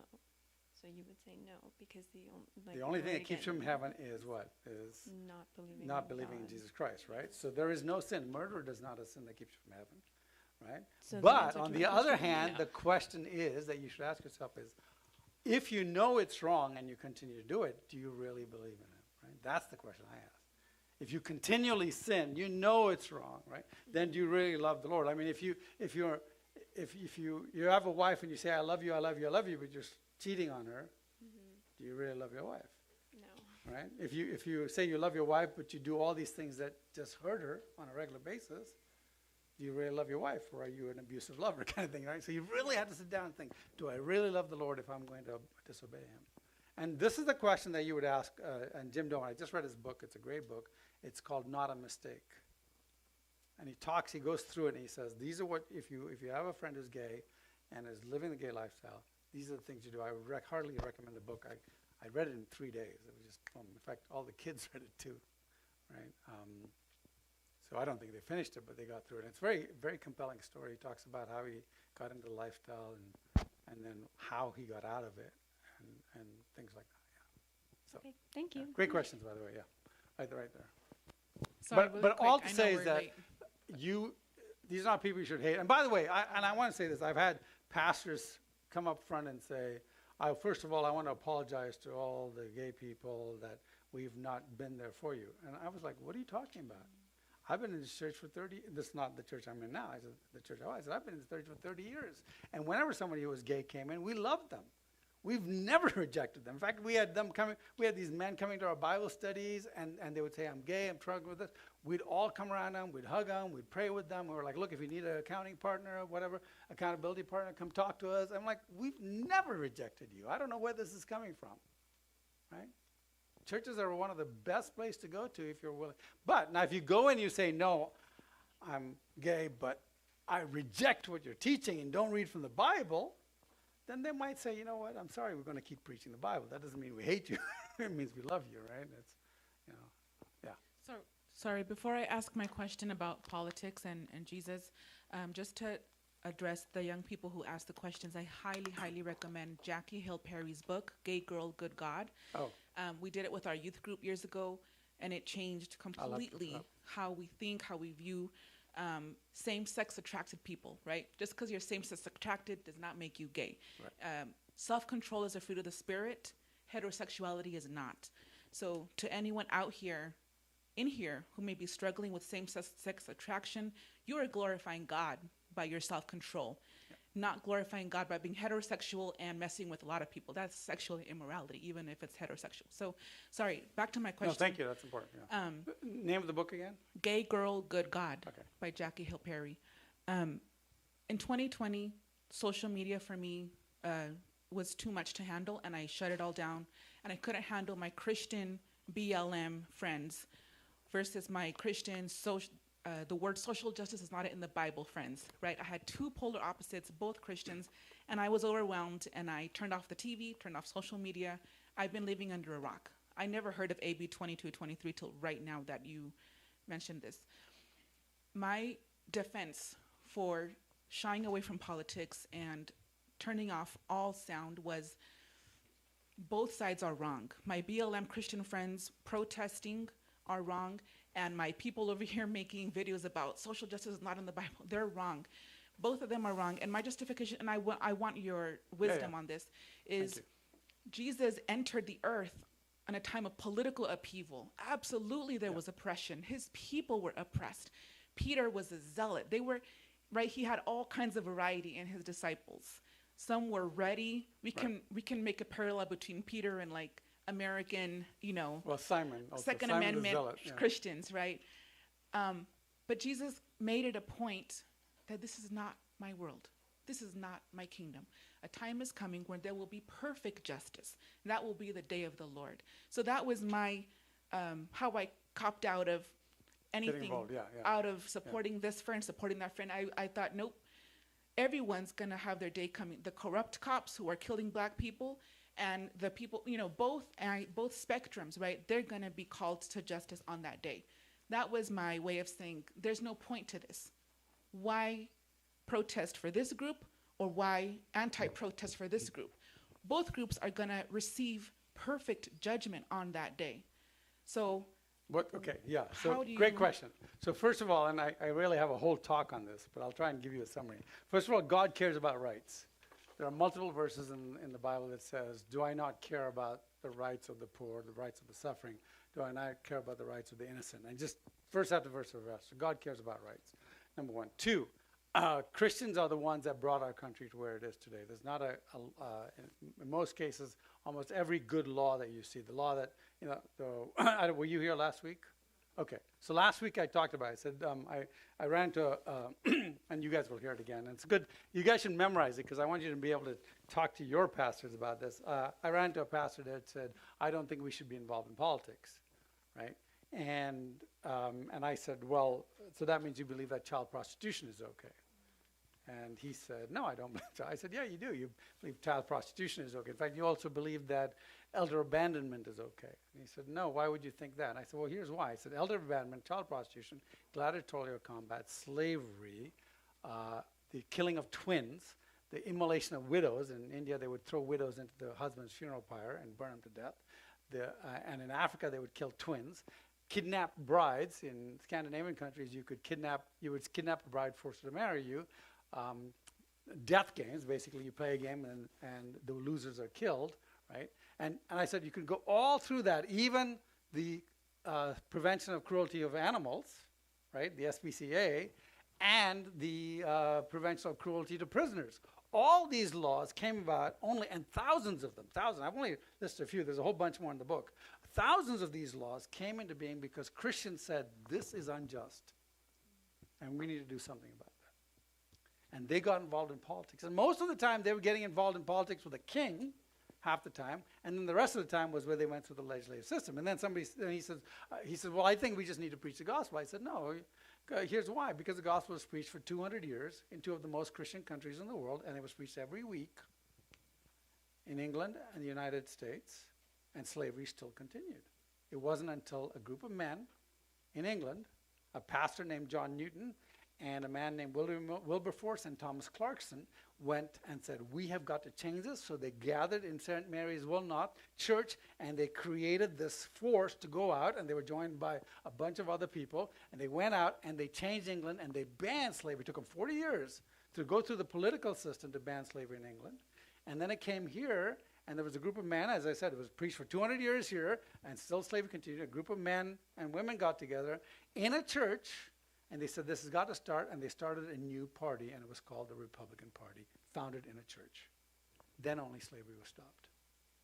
Now, how heartless can we say that we should not be involved in politics? The very basis of everything we think is good and worthy. I was talking to an atheist, and he said, I don't need your stupid Bible to know that I shouldn't rape or murder people. I said, rape and murder, yeah, but you need my stupid Bible to know that gladiatorial combat is bad.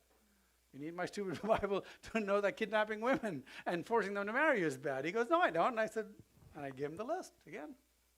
I said, here's what's happened is you have lived under this system and you're boring Christian moral capital. There's a joke I tell, and you guys have heard this joke before, but it fits right in.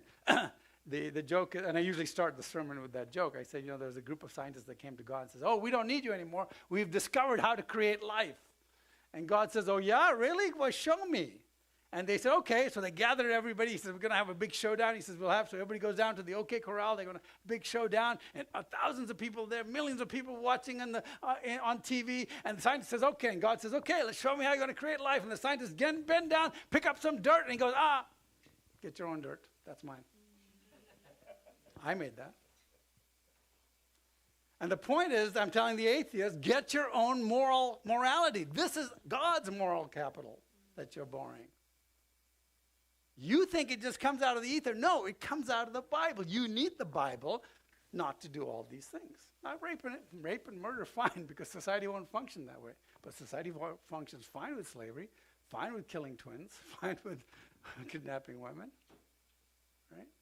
So that's the basis of that. And then I also talk about, so let's talk about the social justice system.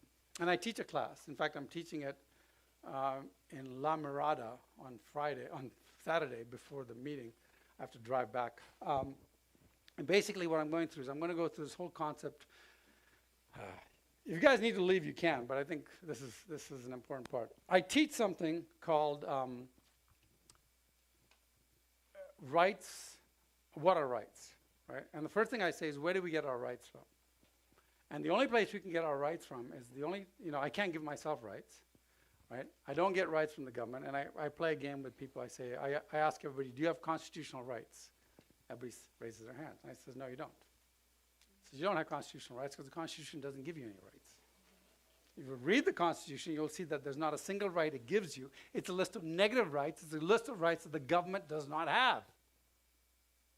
You don't have constitutional rights, you never did, because the Constitution doesn't give you rights. It actually tells the government that it does not have these rights. So where do you get rights from? You can't get it from the government, because government could take it away. You can't get it from the masses, because before the 1800s, every single society, the mass of people in the world thought that slavery was okay, except for the Jews. They thought slavery was okay as long as they were not the slaves. So when the slaves got the right not to be, the right to freedom, did they get a new right? Or was it true that they always had those rights, but those rights were being unjustly violated the entire time? So the rights were being unjustly violated. And by the way, if somebody says, no, they got new rights. So I say, oh, yeah, so some nice white people decided to give some black people rights, right? That's really white of you kind of thing, and it shuts them up right away. I say, no, so they already had rights, but they were being unjustly violated, so where did they get those rights from?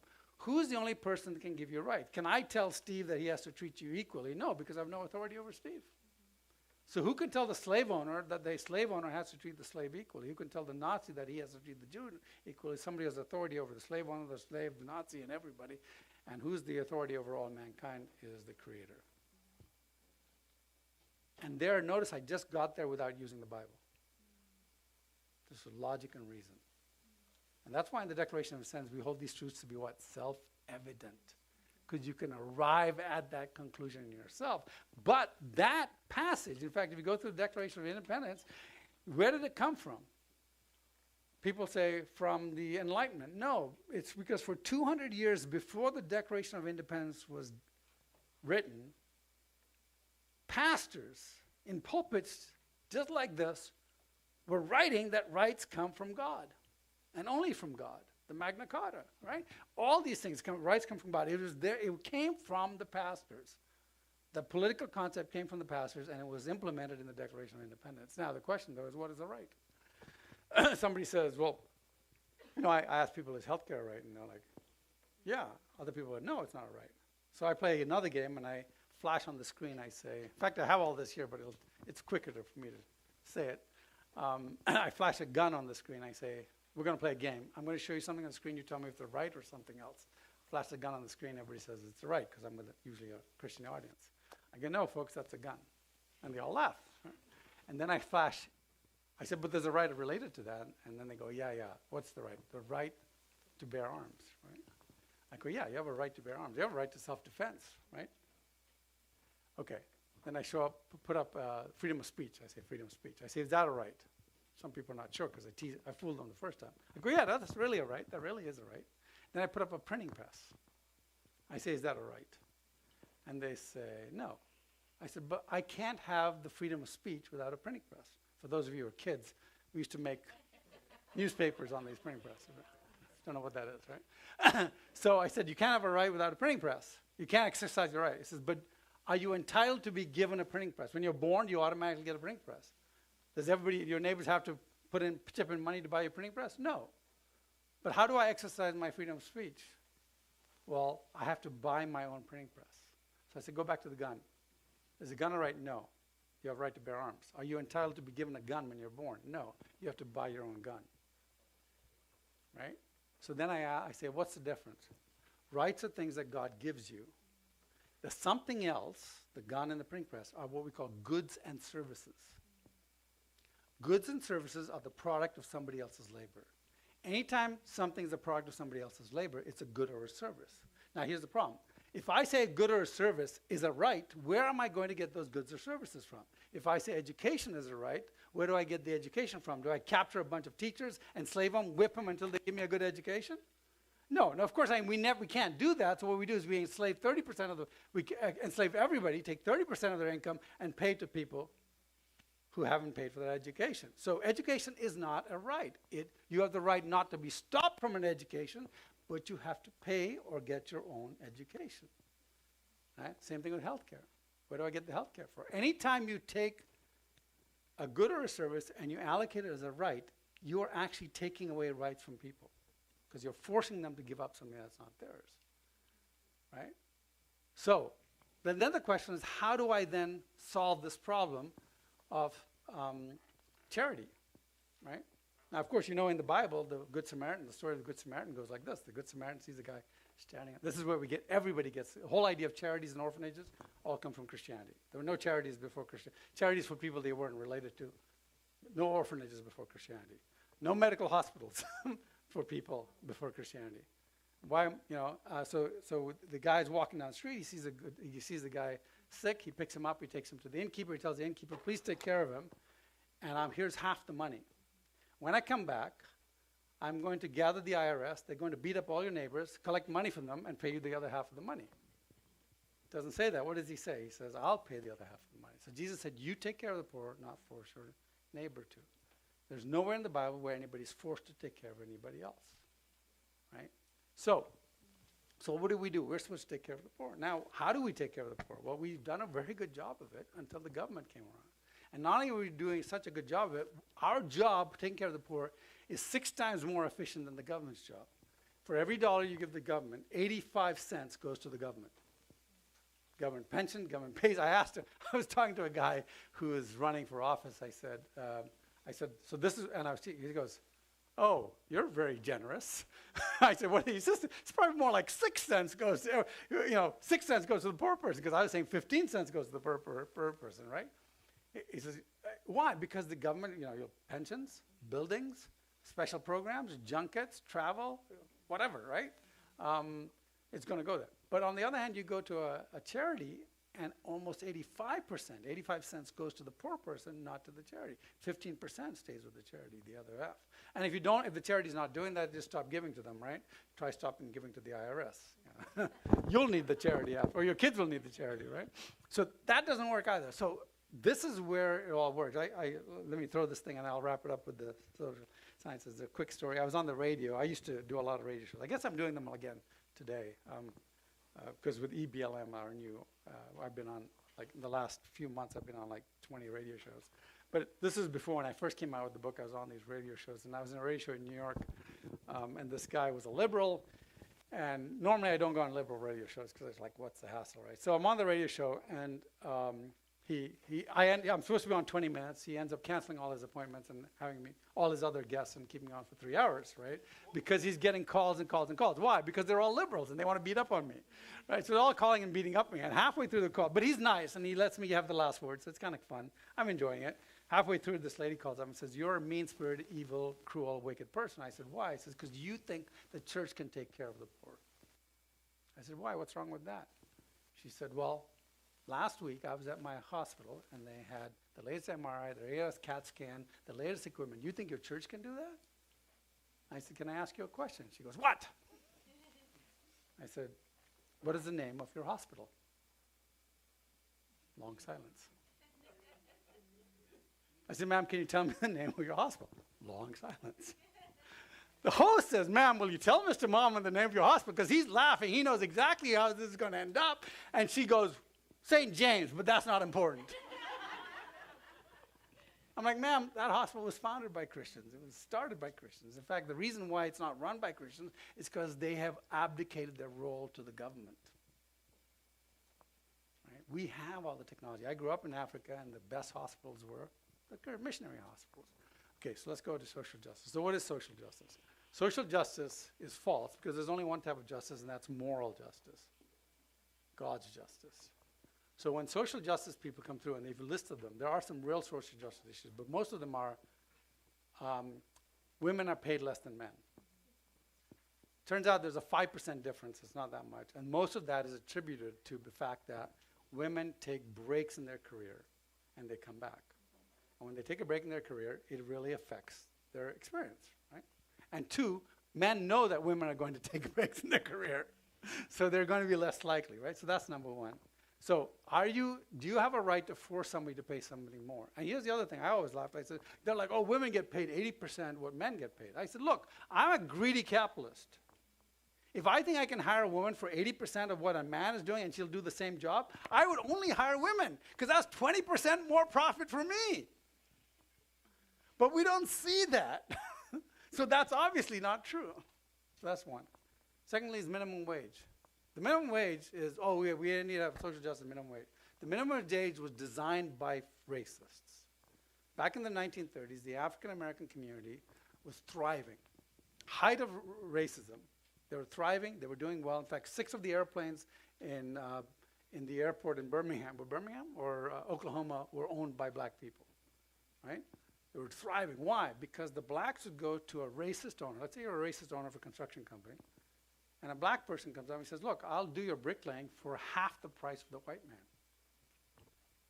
Same thing with women. I'll do it for 80%. They're high. So they were being hired, and they were learning all these skills. In fact, I just talked to a guy. He was one of the guys who sat at the counter at the Woolworths. Remember the Woolworths? And I got an interview. It's on the web. Just look up EBLM, Neil Moman interview or something like that, and you'll find it. Or just go to eblm.com, everyblm.com. And so we're interviewing him, and I said, let me ask you a couple of questions. What was your community like in those days? He says, well, we had a great community. We had doctors, we had lawyers, we had everything. He says, well, because we were willing to work hard for our money, and we would take less money than the white folk. So we were hired. Guess what? A group of people didn't like that. They said, we've got to create a minimum wage. And guess what the minimum wage was? Magically, it was what a white person was earning. So now you're a black person, you go to a racist construction owner, and you say, hey, I'll work for half of it because I can't pay you half of it, I'll get put in prison. Why would I hire you? You're black, I don't care. I want a white person, I'm a racist. Economy. So the minimum wage was created by racists, still a problem today. Why? And this is the argument we do with EBLM. I've talked to BLMers, right? And most of them are white. I've almost never run into a black BLMer. Go figure. Now, I'm not talking about Antifa. Like, I can't deal with Antifa because they just want violence. They don't care, right? They're like the guys who just yell at you. So, but BLMers are thing that goes, Black Lives Matter. So I go up to them and I say, and this happened in Washington, D.C., of all people, right? In front of the courthouse, right? No, actually, it was at one of the events.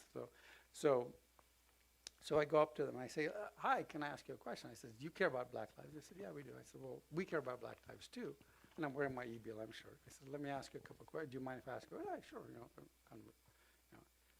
I said, you know that in 1930s, the fatherless rate, in 1970s, the fatherless rate amongst African Americans was only 27%.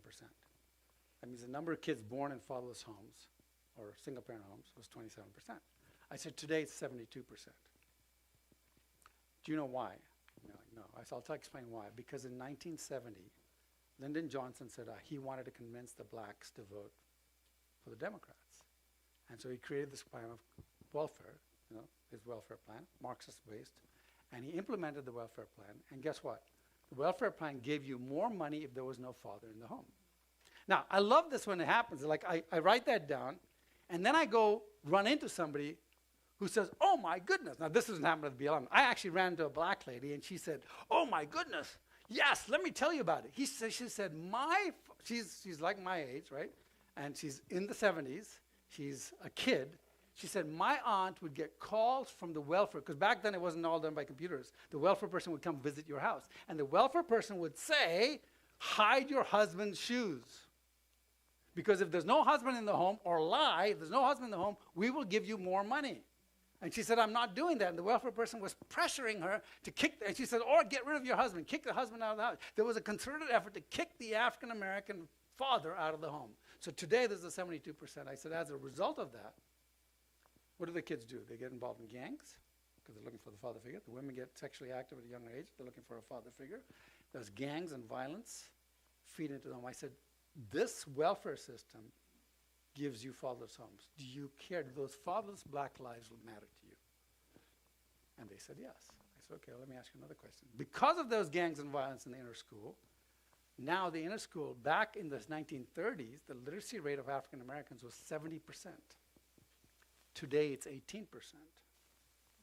And when I said this to a pastor in Chicago, we went to Chicago, we went on E Block. E Block is like the most violent block possible. And we were on the E Block. He has a church on the E Block, and he was doing a ministry there. And I said that to him. He says, yeah, except on E Block, the literacy rate is 4%. Right? And I said, the reason is because of the gangs and the violence in their school. Now, 68% of African Americans want school vouchers so they can send their kids to a good school. But the unions and the Democrats won't let that happen. Those school children, Black Lives Matter to you. Of course, she said yes. Or they said there were 3 of them. I said, okay, a couple more if you don't mind. They're like, okay. I said, then I explained, I said, you know, because they graduate from these schools with low grades, they can't get a job. So now they want to go work for a job. The literacy rate is 17%. That means that 83% of them can't actually read or write or get a job. You know, how are you supposed to take a tally? How are you supposed to order the next day's stock? What are you going to do? They can't do that. I said, so when they go to get a job, they can't get a job because the owner of the business has to pay them $15 an hour. As Thomas Sowell, who is a black economist, says, the effective minimum wage for African American kids, is 0. Because they'll never make enough for their employer to be paid $15. What they really need to do is be paid like $4 or $5 this year, and then next year $6 or $7 until they can earn that much money.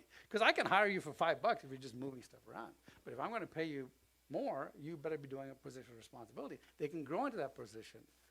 But because of the racist minimum wage, they don't have a job. So I said, those jobless black kids, do you care about, they have black matter to you, black life matter to you? And of course they said yes. I said, final one, if you don't mind. And they were really nice. I mean, we were conversational. And I said, last question, and I'll end with this. I said, there are 44 million African Americans today. There would be 64 million. 20 million of them were killed before they could be born. That's 50% of the population. That's called genocide. And you know why? Because the government gives money to Planned Parenthood to kill blacks. If you want to talk about racism and social injustice, that's the social injustice. I said, here's the problem. There are only 13% of the population is African American. 80% of Planned Parenthoods are in African American communities. Now somebody said, oh, that's because they do all these services. I said, no, there are so many other Christian organizations that will do those services for free. Planned Parenthood is getting paid somewhere between $400 to $1,000 per abortion. That's why they're in the black communities. I said, do those baby Black Lives Matter to you? And they said, yes. And I said, okay, in that case, you agree with me and EBLM. And I gave them EBLM badges, and they put them on. Right? So this is the argument. So when you start looking at it, you go, look, the reality is there is an answer. There are solutions. How do we get there, right? And that's what every BLM is trying to do. We're trying to get out there, and we're going to solve these problems. Real answers, real solutions. I just happen not to be black. The other guys are black. But it's my fault because this EBLM was my wife's idea. She saw it going on in the thing, and so she called me up. She says, you have to call Kevin Kevin is black. I called him up. I said, Kevin, he's the head of the Frederick Douglass Foundation here in California. I said, Kevin, you need to start something to respond to BLM. He called the main Frederick Douglass Foundation. They said, we're too busy. This is 2020. They're like, we're too busy getting out the vote for Trump. Because they were in all the states. Because they bumped the vote for Trump up really high in the black community. More people voted for, black people voted for Trump than any other Republican before in history.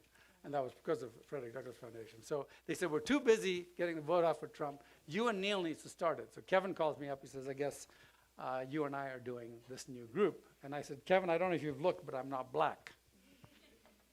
He says, no, I've looked, but here's what you're forgetting. You were born in Africa. I've never been to Africa. You're more African American than I am.